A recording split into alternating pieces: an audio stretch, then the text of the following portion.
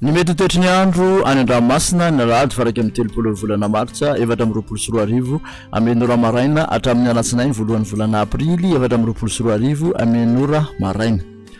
Foana ny filazana makasika ny amafisan-drivotra ho an'ny morontsiraka manerana ny nosy.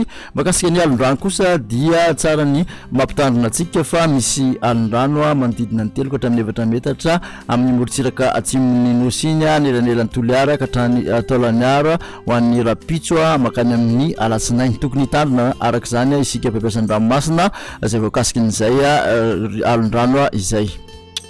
Morontsiraka Atsinanana tanjona Bobaomby hatrany amin'ny tanjona Angotsy. Anoran-tandrifondrahona vitsy ny andro. Ho avy atsimo amin'ny ankapobeny ny rivotra ka ho 7 ka hatramin'ny 20 km isan'ora. Anonjabe Andranomasina avy onja 1.5 metatra. Tanjona Angotsy hatrany Manoro ho maina amin'ny ankapobeny ny andro.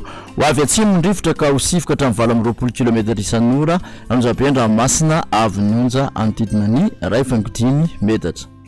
Maniohatra ny Taolaniaro anoran-tandrifondrahona ny andro. Ho avy atsimo na atsimo atsinanana ny rivotra ka ho 7 ka hatramin'ny 20 km isan'ora. Anonjabe Andranomasina avy onja 1.5 ka hatramin'ny 2 metatra. Taolaniaro hatrany amin'ny tanjona Vohimena andrahona mitsitokotokona ibalika ny masoandro. Ho avy atsimo atsinanana ny rivotra ka ho 20 ka hatramin'ny 30 km isan'ora. Anonjabe Naherindranomasina avy onja 2 ka hatramin'ny 3 metatra. Isy alondrano avy atsimo.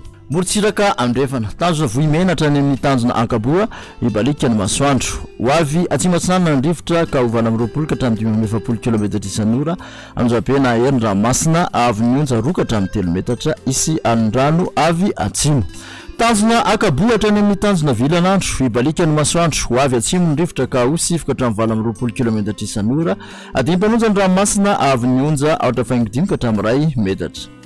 Tanjona Vilanandro hatrany Analalava andrahona sitokotokona ibalika ny masoandro. Ho avy atsimo Andrefana na atsimo ny rivotra ka ho 7 ka hatramin'ny 20 km isan'ora. Ho tonona adimpanonja ny Ranomasina avy onja 8.2 ka hatramin'ny 8.4 metatra.